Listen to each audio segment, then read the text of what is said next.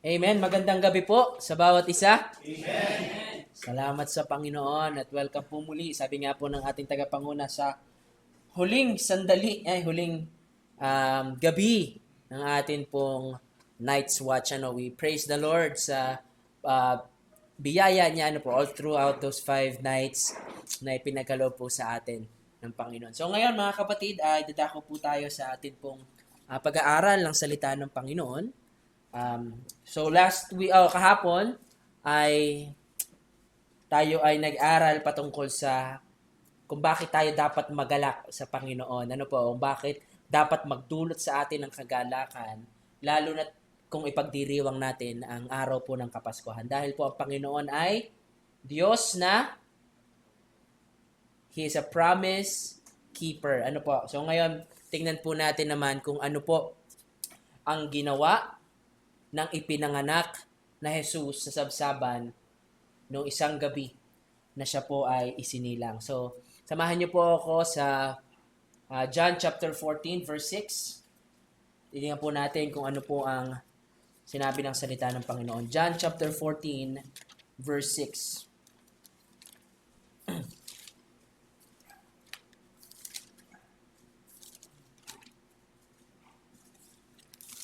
Ayan po ay Juan, Kabanata 14, talata 6. Ito po ang sinasabi ng salita ng Panginoon.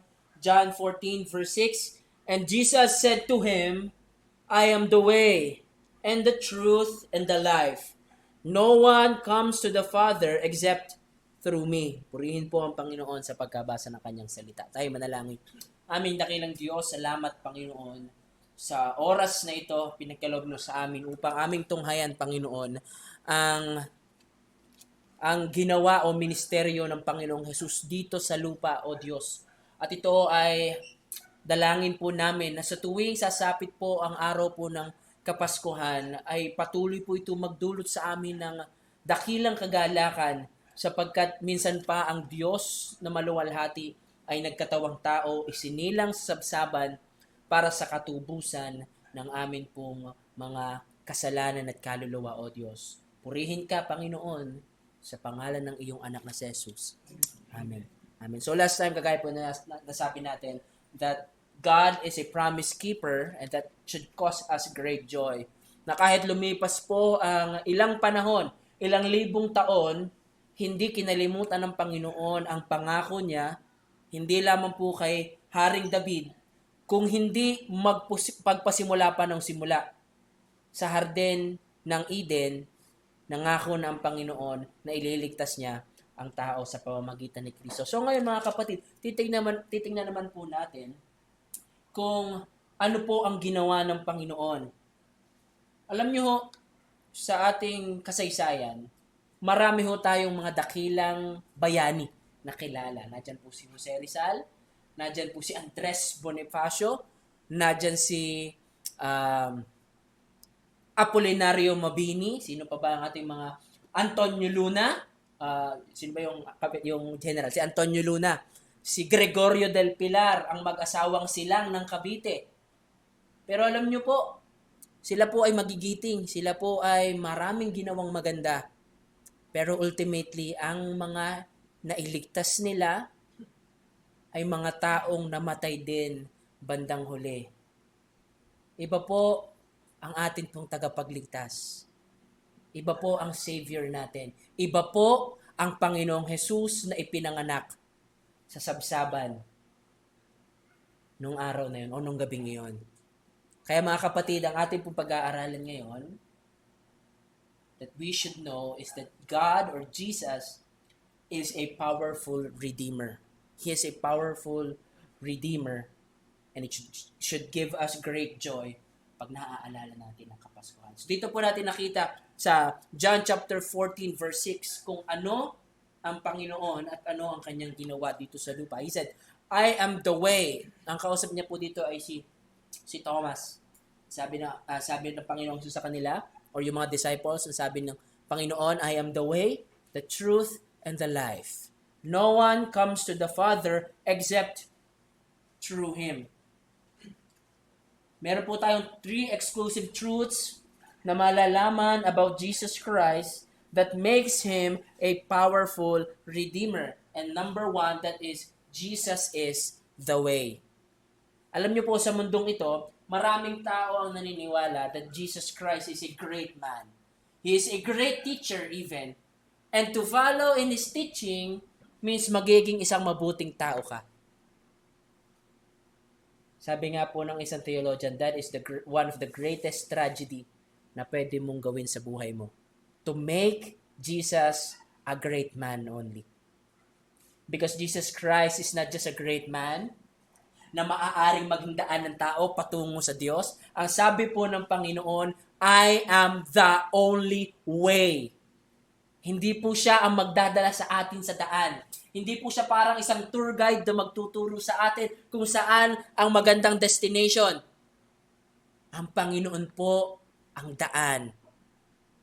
Ang daan po ang nagkokonekta mula sa isang lugar patungo sa isang lugar. And Jesus Christ being the way, it means that Jesus Christ will connect us back to God. Yung relationship po na nawala sa atin in the Garden of Eden when man sinned and therefore separated to God, muli pong i-restore ito ng Panginoon pabalik sa Kanya. Sabi po ng Panginoon, He is the only way. And the only way we could be connected with God again ay daanan po ang Panginoong Hesukristo. Ano po ibig sabihin na dumaan sa Panginoong Hesukristo? Sabi po ng salita ng Panginoon, enter into the narrow gate, for wide is the way, and broad is the way that would lead to destruction. Broad is the gate, and wide is the way that leads to destruction. But narrow is the path that leads to life. Ano po? Hindi po ang narrow po niyan, ibig sabihin is just a one-way street. Hindi lang po ibig sabihin niya na isang tao lang ang makakadaan, one at a time, kung hindi isa lamang talaga ang daraanan. And the only way for that is to be identified together with Christ at kung ano ang kanyang ginawa. That is the only way. Because Jesus is the way.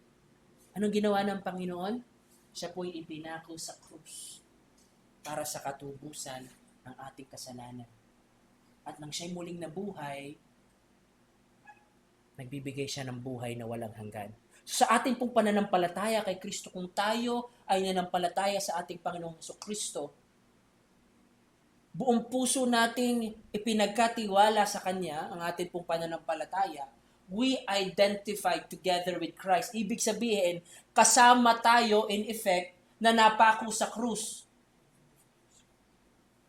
At nang siya'y muling nabuhay, yung buhay na meron siya, yun ang buhay na ibibigay niya sa atin. We can also be identified in Christ in glory. Yan po ang ibig sabihin when Jesus Christ said, I am the way. He is not just one of the way. Wala hong ibang makakagawa nun kundi ang ating Panginoon. So mga kapatid, dapat tayong magalak. Because there is a way that will lead us to God. Kung mananampalataya tayo lamang sa Kanya. Tayo'y muling manunumbalik ng ating relationship sa Panginoon. Kaya kung meron pa po dito na wala pa pong relasyon sa Panginoon, hindi pa konektado sa Diyos, itong araw na ito, itong panahon na ito, itong kapaskuhang ito, ang magpaalala sa atin na tayo ay makasalanan na nangangailangan ng tagapagligtas at ang tagapagligtas na ito ay dumating na at nag-aalok na ng buhay na walang hanggan. Kaya tanggapin na natin hanggat meron pa tayong panahon.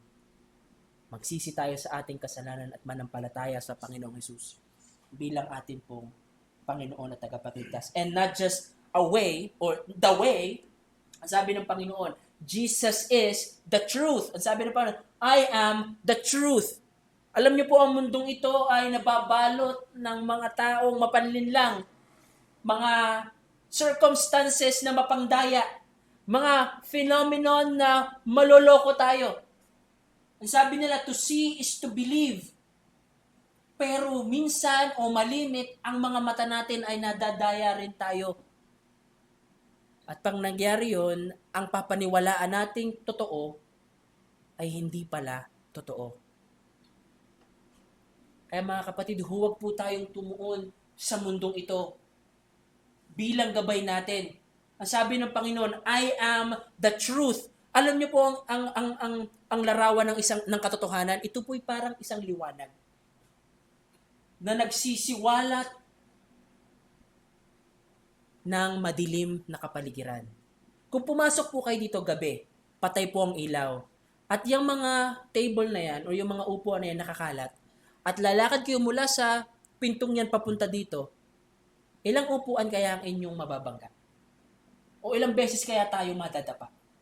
Hindi natin nasabi, pero ang sigurado ay tayo ay mababangga at tayo ay madadapa.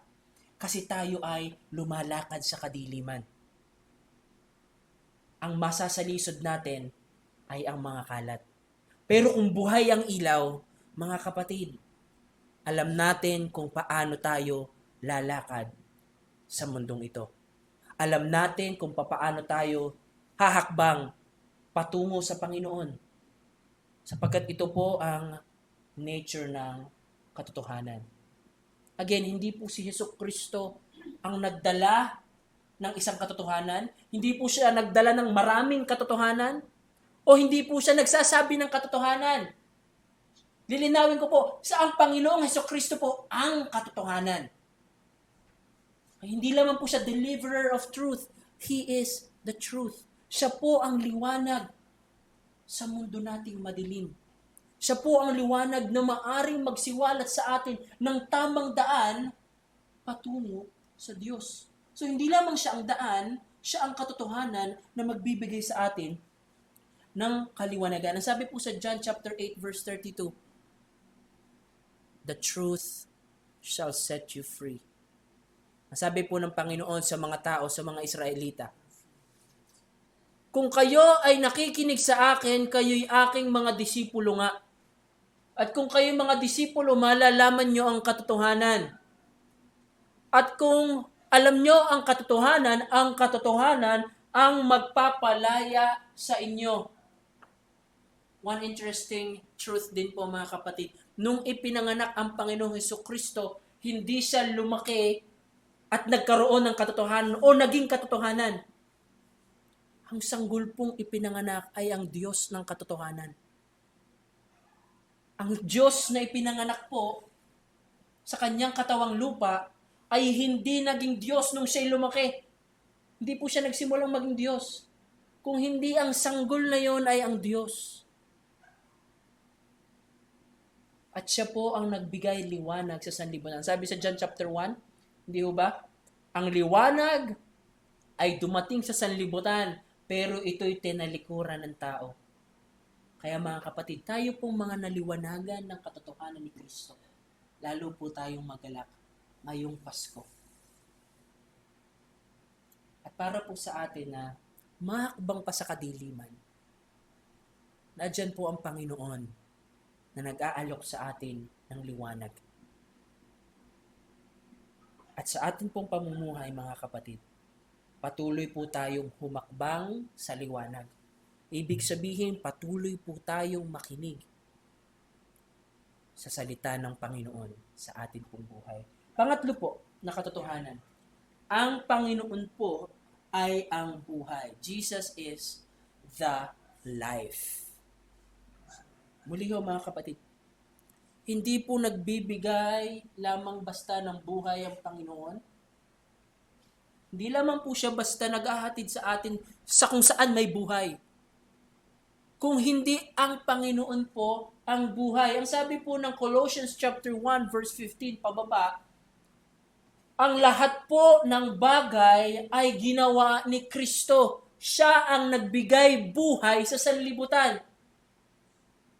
At hindi lamang po siya ang source ng buhay, siya po ang nagsusustain ng buhay. In Him, all things hold together. Yan po ang ating Panginoong Jesucristo. Yan po ang sanggol na ipinanganak nung Kapaskuhan. Muli, hindi po natin Hindi po tayo nagiging dogmatic na December 25, ipinanganak si Kristo. Kung hindi ang atin pong sinasabi ay ating ipagdiwang ng may kagalakan na ang Diyos na nagbigay sa atin ng daan, nagsiwalat at nagbigay ng katotohanan at nag-alok sa atin at nagbigay ng buhay ay dumating sa mundo. Kagaya nga ng kanya pong ipinangako. Ano po? Kaya mga kapatid, patuloy po nating purihin ang Panginoon sapagkat ang Diyos na nagbibigay sa atin ng kapahingahan, ng kaalwanan at ng buhay ay dumating. And let us continue to find meaning ng ating buhay sa Kanya. Alam niyo po, ang buhay po natin o ang masaganang buhay na inaalok ng Panginoon ay hindi lamang po basta nakatuon sa walang hanggan. Ibig sabihin, doon lang tayo makakatamasa ng masaganang buhay. Hindi po. Ang alok po ng Panginoon ay ngayon hanggang walang hanggan. Kung patuloy po nating hahanapin ang buhay natin kay Kristo, magkakaroon po tayo ng masaganang buhay. Kung ang atin pong pamumuhay sa mundong ito ay sinisikap nating bigyan ng kaluwalhatian ng Panginoon, magkakaroon po tayo ng masagana at masayang buhay. At ito po ay magpapatuloy hanggang doon sa walang hanggan. Kaya nga po mga kapatid, ang sabi po ng salita ng Panginoon, no one comes to the Father except through Him. Ano po? Except through Him. Maraming tao ang nagpo-propose ng maraming channels o maraming daan patungo sa Panginoon. Marami hong tao, kagaya ni Oprah Winfrey, tanda ko nung nagulat ako nung una ko siyang napanood na sabi niya ay merong isang Kristiyano na nakikipagdebate sa kanya on national TV. Kasi ang sabi niya, you might think, sabi ni Oprah, na hindi po siya nagtatagalog tinagalog ko na lang. Siguro akala nyo na si Kristo lamang ang tanging daan. Oo, siya ay daan, pero marami pang daan na pwede kang daanan para makarating ka sa Diyos. Ang sabi po ni Oprah. Tumindig yung Kristiyano, babae. Hindi, ang sabi ng Biblia, na si Kristo lamang ang daan, ang buhay at ang katotohanan. Kaya ba natin yun, mga kapatid? On national TV, makikipagtalo tayo sa isang makapangyarihang tao? But that is the reality. Maraming tao ang nagtuturo po niyan.